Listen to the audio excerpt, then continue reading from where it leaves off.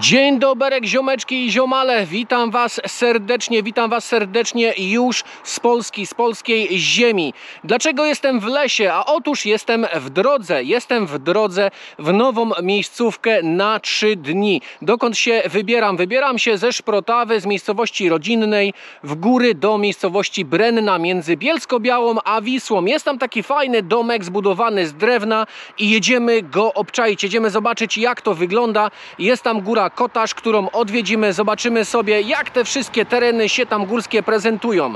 Dlaczego tylko na 3 dni? A ziomeczki dlatego, że jeżeli śledzicie media społecznościowe, właśnie na przykład typu Facebook i śledzicie gazety, czy tam telewizję, w szczególności telewizję Gorzów, to już wiecie, że wybieramy się z Natalią na piechotę z Polski do Hiszpanii. Wybieramy się na piechotę z Polski do Hiszpanii, do Santiago de Compostela.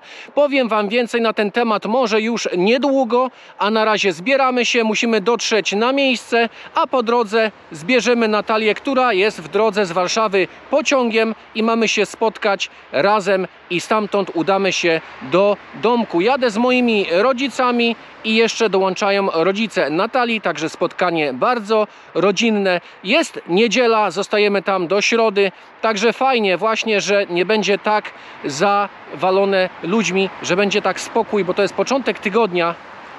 Zapraszam na odcinek. Przerwa na kawę. Zatrzymałem się na stacji BP. To już nie jest BP azjatyckie, tylko to jest BP te zwykłe. Idziemy sobie zakupić kawkę, bo zaraz wjeżdżamy na autostradę i trzeba cisnąć dalej. I jest, ziomeczki, mała czarna. Ile to kosztuje na BP? A w dzisiejszych czasach mała czarna kosztuje 10 zł 24 grosze. Ja wiem, jakoś tak nierówno. Informacja z trasy. Przejechaliśmy jakieś 280 km i zaraz mamy zjazd. Zaraz będziemy zjeżdżać autostrady. Czekam jeszcze w tej chwili tutaj na rodziców Natalii, którzy zaraz lada moment mają się gdzieś pojawić tutaj na autostradzie. Zdzwoniliśmy się i byli jakieś 30 km niecałe za nami, coś koło 25. Ja jadę sobie tak wolniej, żeby nas mogli dogonić. No i razem już wtedy pociśniemy sobie do tego Skoczowa, żeby odebrać Natalię, a Natalia będzie za jakieś 1,5 godziny na dworcu w Skoczowie. Także za chwilę zobaczymy tutaj pewnie, jak wyjedzie Edward i Bożena. Patrzcie, ziomeczki, co nas wyprzedza tutaj. Kto wie, co to jest, to niech pisze pod filmem. Samemu mnie to ciekawi, co to za pojazd był. Jesteśmy w Skoczowie, proszę Państwa. Skoczów, stacja kolejowa, dworzec PKP tak zwany. No, rodzicom Natalii nie udało się nas tak szybko dogonić, ale co się okazało? Przed chwilą, dosłownie przed chwilą, jak tylko zgasiłem samochód, dzwoni tata Natalii i mówi: jesteśmy w Skoczowie na stacji Orlen. I mówię: to przyjedźcie tu na PKP. To powinni być za jakieś 5 minut, myślę, a jest godzina 14:35, także Natalia będzie za jakieś 40 minut na miejscu. Coś jedzie? Nie, to nie oni. Troszeczkę zgłodniałem i w ramach takiego wczesnego lunchu są rogaliki z nadzieniem z dzikiej róży. Coś takiego upiekła je moja mama. Sorry, że tak kawałek tylko pokazuję, ale już zjadłem. Jem teraz, słyszycie na pewno, jak miele. Jest bardzo dobre. O czym jeszcze muszę powiedzieć? Muszę powiedzieć jeszcze o tym, że zmieniłem ustawienia kamery. Nie nagrywam teraz szerokokątnym, nagrywam teraz coś takiego L+, się nazywa. Obraz jest troszeczkę węższy, ale mam nadzieję, że nie będzie bujać tak kamerą jak w poprzednich odcinkach, jak było w odcinkach z Indonezji i poprzednich. Mam nadzieję, że teraz będzie właśnie spoko. Wyeliminuję to bujanie kamerą i dodatkowo nagrywam na 25 klatek. Nie nagrywam na 50 i 60 klatek jak poprzednio, tylko na 25. Raz, że to mi eliminuje problem miejsca na laptopie albo na dysku, a dwa, że jak chcę zwolnione tempo, to osobno sobie przełączam kamerę i wtedy nagrywam zwolnione tempo. A w ten sposób jest naprawdę git i ujęcia będą bardziej filmowe, a ja postaram się z mojej strony nagrywać tak bardziej delikatnie, żeby nie szarpać tą kamerą tak szybko w lewo, w prawo i żeby ujęcia były takie mega gładkie. Chciałem wam, ziomeczki, pokazać, jak wygląda stacja właśnie skoczów. Wygląda na bardzo nową. Jakby dopiero co niedawno to było wszystko takie zbudowane, świeże jeszcze jest, ale budynek sam w sobie jest stary, jest taki opuszczony, zamknięty, wszędzie kraty, kłódki wiszą, ale jako budowla podoba mi się. Ma w sobie coś takiego stylowego, ma w sobie takiego jeszcze ducha PRL-u, a tam z przodu jeszcze na budynku widać takie dupne logo orzełka na czerwonym tle. Za jakieś 15 minut do 20 maksymalnie Natalia powinna się pojawić i będziemy ją witać. No i wjeżdża na stację lokomotywa. Niebieska, żółta, pod niej spływa.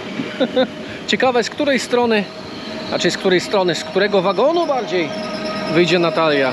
Zaraz zobaczymy. No wejścia nie ma. Musi tędy iść. Co ciekawe, co się okazało, to nie był ten pociąg chyba. Zaraz dzwonimy do Natalii i dowiemy się, o co chodzi. Co się okazuje, moi drodzy? Okazuje się to, że jest jakieś zamieszanie. To teoretycznie był ten pociąg, który miał przyjechać z Pszczyny, z Katowic i pojechał dalej, a Natalia mi dzwoni i mówi, że ona jeszcze jest w pociągu, jeszcze nie dojechała tu do Skoczowa, bo gdzieś stoją, czekają i wyślę lokalizację, gdzie oni dokładnie są. Także czekamy. Już to dzisiaj chyba widziałem. Pewnie, że widziałem. Wjeżdża pociąg numer 2. Oby tym razem to był właściwy pociąg. Mam nadzieję, że jest. I jest na miejscu. Człowiek mój przyjechał. Słuchajcie, co się stało? A stało się to, że jak nagrywałem pociąg, przerwałem ujęcie i chciałem zacząć nowe. O, będzie pięknie, fajnie, super, jak Natalia wysiada z pociągu. I co? I gówno. Nie włączyła się kamera. Zacięło się. Zacięło się w momencie, jak wysiadała. Czaicie to? No, ziomeczki, jesteśmy na miejscu. Ta oto chata. Co było najtrudniejsze? Najtrudniejszy był podjazd tutaj. No było przesrane, żeby tutaj trochę podjechać, ale jesteśmy. Dotarliśmy. Mamy klucze i wchodzimy do środka. To jest taki salon. Zobaczcie, stół. No, spore, naprawdę spore miejsce. Kuchnia. Dodatkowy stół jest tutaj. Obejrzmy sobie to dalej. Tu mamy też taką kuchenkę.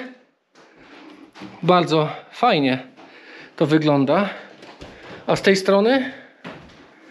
A, tu jest taka toaleta, pralka też jest. Prysznic. Super warunki. Jeszcze jest jedno piętro. To idziemy jeszcze wyżej. Ale najciekawszy będzie widok z balkonu. Jak wyjdziemy na zewnątrz. Zobaczmy. A tu są sypialnie. Sypialnia numer 1. Grzejniki są, jakby komuś było w dupsko zimno. Jest wyjście na balkon. Kolejna sypialnia. Też taka dwuosobowa. Z każdej strony balkon. Ta jest fajna. Ta ma tutaj wannę i prysznic. Bardzo stylowo jest to zrobione. Zobaczcie, jakie w ogóle lustro tutaj, umywalka. No, balkonu z tej strony nie będę otwierał, bo tu nie ma słońca. Ale zajdziemy do sypialni numer 3. I tu mamy 3 takie pojedyncze łóżka. W pakiecie mamy dodatkowo saunę, ale fajnie. O, jest siedzisko na zewnątrz z tej strony. Jest i grill. Można sobie tutaj odpalić, jakąś kiełbasę zrobić. A suszą się tu nasze ręczniki, widzę. Taka bala z wodą, ale ciekawe, czy to przecieka, czy nie. Na zewnątrz można tu sobie posiedzieć, poopalać się. Czyli zachód słońca będzie w tą stronę. Będzie idealnie. I zobaczcie, ten domek jest najwyżej. Nie ma żadnego innego domku w okolicy, który by był wyżej niż ten tutaj. Domek nazywa się Kawa na Kotarzu. Zobaczcie, domki widać sobie tutaj w dole. Też są fajne, bardzo ładne, ale ten dojazd pod tą górkę jest mega ciekawy. Mega ciekawa sprawa. I jeszcze sobie na pewno tutaj drona zaraz wyciągnę i sfilmuję ten domek z powietrza, bo podejrzewam, że widok jest zapierający dech w piersiach. Zapytacie się, ile taka przyjemność kosztuje? A kosztuje taka przyjemność 1049 zł średnio za dobę, ale ceny są różne. Ceny się potrafią wahać góra-dół w zależności od sezonu. No sami zresztą wiecie, jak robicie rezerwacje. Dobra, nie tracimy czasu, biorę drona w łapska i odpalamy latającego przyjaciela. Pierwszy raz w Polsce po takiej długiej przerwie.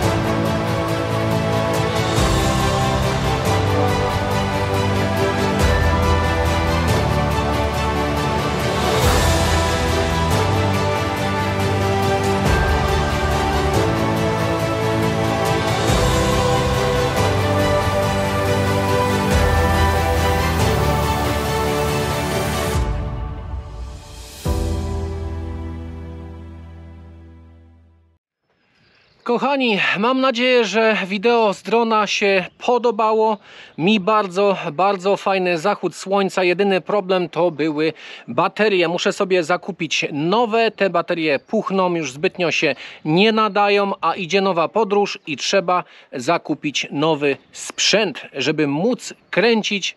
Trzeba inwestować, także zainwestujemy, kupujemy nowy sprzęt i niedługo zaczyna się nowa przygoda. Słuchajcie, będzie wchodził nowy trailer, nowa zapowiedź nowej serii z Europy. Jak to Arkadiusz i Natalia podążają szlakiem świętego Jakuba z Polski, z naszych miejscowości rodzinnych, Szprotawa, Kobylnica, w stronę Hiszpanii poprzez Niemcy, Francję, aż na sam koniec, na koniec świata idziemy do Santiago de Compostela. Słuchajcie, widzimy się w następnym odcinku. W następnym odcinku będę opowiadał więcej o tym, co zabieramy na przykład ze sobą w podróż, ile to powinno mniej więcej kosztować, ale też jeszcze zanim to się wydarzy, to opowiem o kosztach, jakie ponieśliśmy podczas naszej wyprawy ostatniej do krajów Azji. Dziękuję jeszcze raz, widzimy się niedługo i miłego dzionka. Ciao!